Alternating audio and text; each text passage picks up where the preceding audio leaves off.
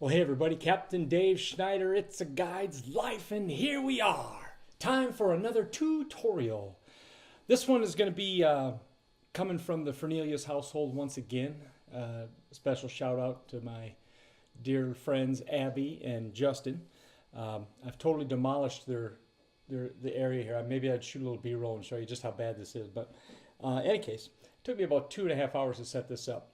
But I think it's worth it. Now, let's get out of the business here. Today I want to talk about the Senko.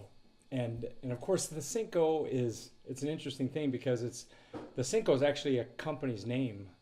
And of course Gary Yamamoto is very famous for the Senko. It's one of those baits that really revolutionized fishing, and it had just a tremendous impact on the sport. And if you're not fishing a Senko, good Lord, you need to be fishing Senkos. So I want to show you what I do. I want to show you how I set things up here. First of all, I use different brands. I'm not exclusive to Yamamoto baits or Bass Pro Shop or Gander Mountain or whatever. I don't use a very specific. I use a broad range of manufacturers. And I'm going to show you a couple of things here. First of all, I'm going to talk about colors. I've got really basically, there's 3 colors that I use. I use black and blue, and technical difficulties here.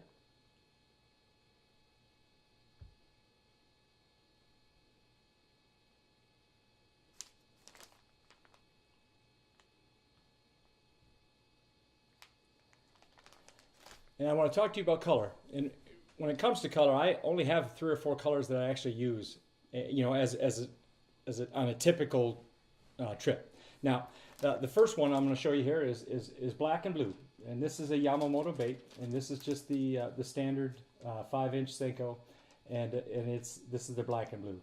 And by the way, one of these is going to be coming in the prize pack, so that's one of the things you're going to get.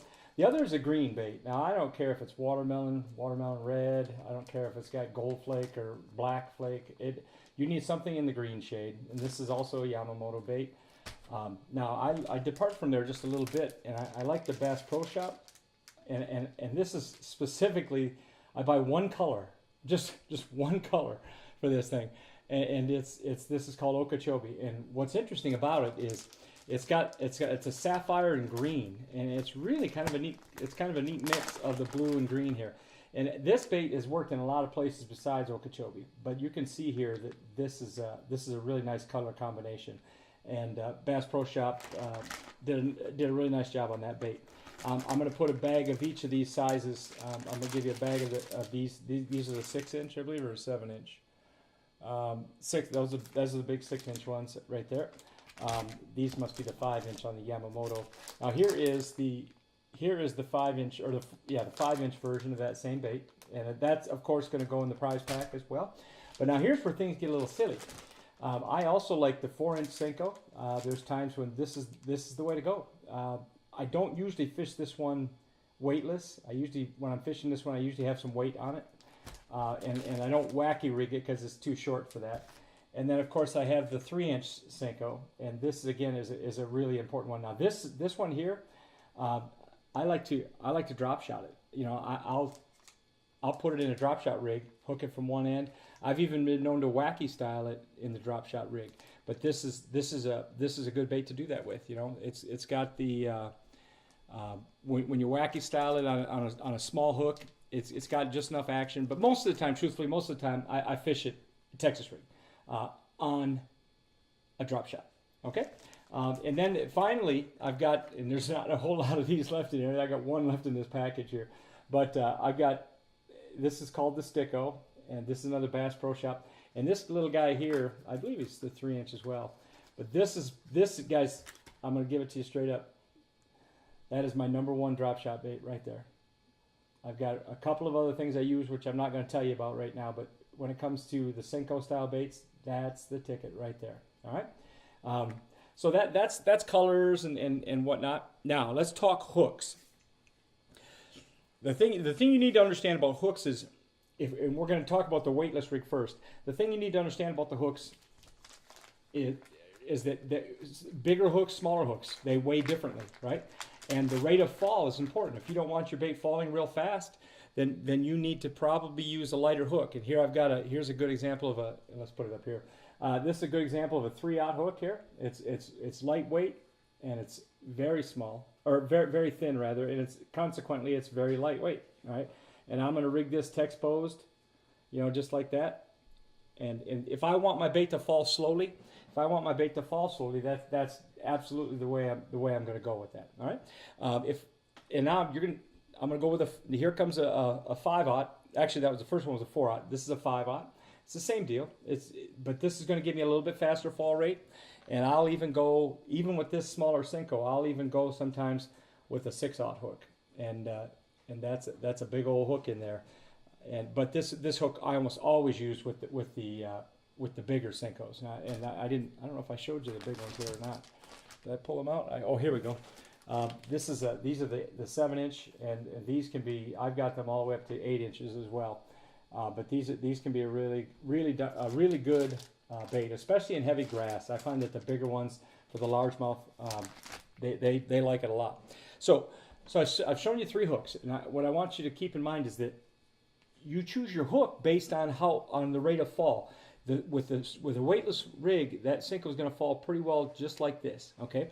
And so you choose your hook accordingly. If you want it to fall faster, bigger hook. You want it to not fall as fast, smaller hook. Other things to consider here too, we talked about line and how it affected flukes and whatnot. If you use a monofilament, it's going to slow your fall even more. If you use fluorocarbon, it's going to speed up because fluorocarbon sinks. It's going to speed up your fall. And braid sinks as well. Doesn't sink quite as fast as fluorocarbon, but it does sink. Now, so that all of these things it's kind of it's the captain's choice. It's user's choice. You decide what you need to have happen, and to get your bait in the strike zone and to keep it in that strike zone. Now, as far as how to fish the baits, you can use the target system, which is usually if I'm target fishing with the bait, I usually have a Texas rig weight on the end of it. If I'm going to swim it back to the boat, a lot of times I don't put any weight on it. But I've got a couple of the screw-in weights here. I've shown you this, and I've got these in all different sizes. But there's a screw-in weight here, and of course you've seen the screw-in plastic. You've seen this before as well, and that is a great deal here because this will screw into the end of your Senko and it'll keep your Senko on your hook. And it's great. It's one of these things that is absolutely straight on. Now I'll also use the bobber stopper like we talked about before. I'll use the bobber stopper and I'll set up or I'll use that little hard nose, just the white plastic that doesn't have the clips on it like this. So I'll definitely go that route as well. Now, there's one I just mentioned putting a Texas rig on there. Another way is a tail weight, okay? And on your tail weight, you're going to have you take a nail. And I take a nail just like this right here. This is just a finishing nail, and I'm going to stick this in. And sometimes I'll put it in this end because it's easier. So I'll get it into this end right here, and I'm just going to stick this into the bait. And it's actually not that difficult when you're doing this. It's not that difficult to get it straight. It's pretty easy to get it straight. And you're just going to work your way in here just like this, and you get it all the way down into the bait. You can hear the salt displacing as I put it in there. But what that's going to do is you can see that it automatically is going to hang this way. Now, what's cool about that is you can actually hook your hook in this end. When you throw it out there, the bait will fall backwards to a certain degree. It'll fall backwards, and that backwards fall, anytime you can accomplish that with baits. There was an old flying lure that came out years ago, and the big allure to that, no pun intended, was the fact that it would float backwards, and this does it with the nail in here. It does the same thing, and I use that quite a bit, particularly if I'm after that effect. If the fish cold front situations where you got to put it right in the fish's face. This is a great way to throw it to the edge of the weeds and have it work its way back towards the weeds just a little bit. Now you got to give it a slack line in order to get it to fall like that, and it doesn't fall that far backwards, but it kind of falls back in this direction like so. All right, so that's the nail weight. The other weight that comes into this is going to be a center weight. Now, if I'm using center weights, you could use a swim bait hook with the weight on the swim bait hook itself. I don't personally do that, and I don't have any here to show you. But what I usually do is I wacky rig. Now, a couple things about wacky rigs. First of all, you're going to need a tool. This is a big one. You can see that this one compared to the size of this one. By the way, this is the one I'm putting in the prize pack for the 1700 giveaway. All right, but this one would be for standard size Senkos. This one is for the 7 and 8 inch Senko. But the idea here is obviously you're going to put. In fact, let me do that to that big. Or I'll do it to this one right here. Well, no, I'm going to do it to that big one. Did I take them out yet? So the idea here is you're going to put a weight. Now you could do this. You could do this without an O-ring, but the O-ring is nice. The O-ring, what it does is it allows you to keep the bait. These baits are so tender, it keeps the bait on the hook, and it gives you more of an opportunity to fish it than just have it torn off. But you stretch it across like so. Oops. You stretch it across here, and you're going to find your center mark. You want to try and get it somewhere. I usually go right past the banded section, just like that. And now you've got a wacky rig here. All right. Now I'll put a weight in here. This little deal right here is really cool. I'll have to look it up and find out who makes these. I've got a bunch of them. But what this does is this gives you the ability. You feed this into the worm like so, and then you run your hook through it. When you hook your hook up, you run your hook through it. Now I'm going to show you. This is one situation here where I'll use a round bend weedless hook, and I'm going to feel my way in, and I'm going to poke it underneath here like so, and it goes right through that weight. And now I've got it just like this. And now that's a dead fall right there. That baby falls, and you're going to get this sort of an action with it. If you're going to work your Senko, I tell people all the time on Lake Okeechobee, like, guys, the key to success is don't do anything. I say it all the time. Don't do anything. That's how you succeed with a Senko on Lake Okeechobee. But the wacky rig is more meant to do something. You're going to be moving it and what have you, and shaking it a little bit. And this is one that I would fish back to the boat. The other styles I would target fish with. Now there are other ways to do this too. I've got a little jig head here. It's a wacky jig. And these are made by, I gotta get focused, sorry. These are made by VMC. And here you can see, here's a package of them. I'm gonna throw a pack of these in the prize pack as well. In fact, this is the one. These are 1/16 of an ounce. I like to add just a little weight. I don't like to add a lot of heavy weight to the Senko because at the end of the day, you still want it to fall right. But you can rig this one, and I'll just, this is one I would go just under the O-ring, and that's it. That's all I would do is right here under the O-ring, just like that. And I wouldn't have this other stuff on. I would take that off, and that would be all I would have on time. It's got a little weed guard on it, and that's that's another way to rig a wacky. Now, I do have one other way I want to show you, and this is, I don't do this for largemouth because the water is so full of grass and whatnot. But this is my favorite way to wacky rig for smallies. And I use a round bend straight shanked hook. And the reason I did this is because the smallmouth, they fight so hard, and it seems like I lose some. Whereas, with the more traditional wacky rig hooks. So I started using this straight shanked hook, and I'm going to tell you something. I just don't lose fish on it. It just catches the fish, plain and simple. And I fish it just like that. Now, obviously, this is something that's intended to fish in more open water areas. I'll throw it above a grass line, or something like that. If I've got 3 or 4 feet, before it falls into the grass, this is a great way to go. All right, and so that's the wacky stuff. I've done the nails. I've done you can use a chaser rig on this. The same thing you've seen before. Oh, by the way, I'm going to throw in a pack of extra O-rings there. If you're going to use the chaser setup, I've already talked about the chaser setup. You want to spro, swivel. You want a nice piece of, I'll use heavy fluorocarbon. Here's 20-pound fluorocarbon. I'll tear a piece of this off, probably about I'll start with about 12 inches, but the final thing I want it to be about 8 inches. And I'm going to do the same thing. I have this right here. Now you can do this light, or you can do this without weight. Just put the swivel on. Use a little bit bigger swivel, and it looks like the Senko's chasing the swivel. And if you need to, you can put a weight on it, and almost like that chaser rig I showed you last time with the fluke that Gary Long was fishing. All right, so that's our wacky stuff. I got the wacky rigs. I did the chase rigs.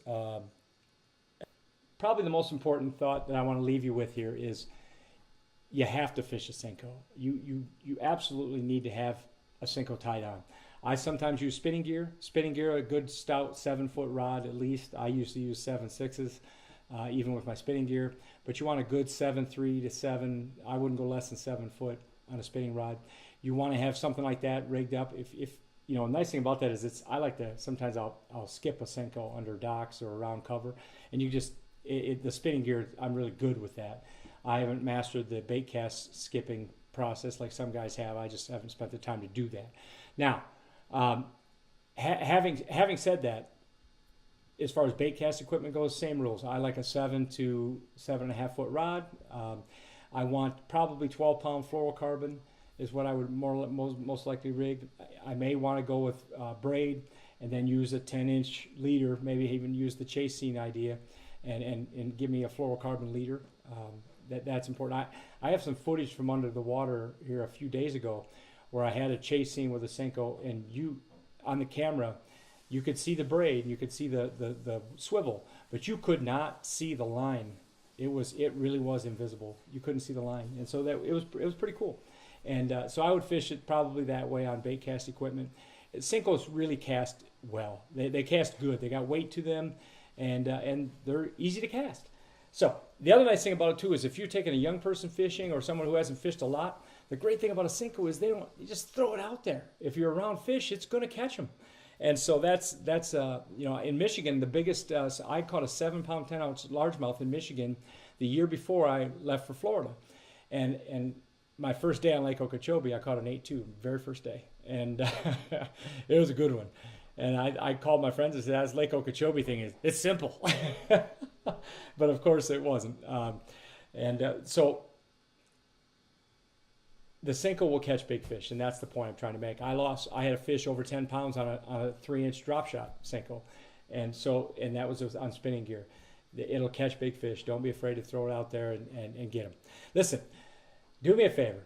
If you enjoyed this video, go ahead and hit the like button for me. If you're new here, slap a subscription and click the little bell, and you'll find out when I upload. And for God's sakes, please let's share this video. We're almost to 1,700. I've got to building our prize pack up, but I'd like to get to 1,700 and pick a winner. You're going to need to leave a comment. You're going to need to share on social media to be qualified, and I'll talk more about that. But just so you be thinking about that. Hey, this is Captain Dave Schneider. It's a great life. It's my life, and I'm sharing it with you. I'll see you guys tomorrow. Thanks.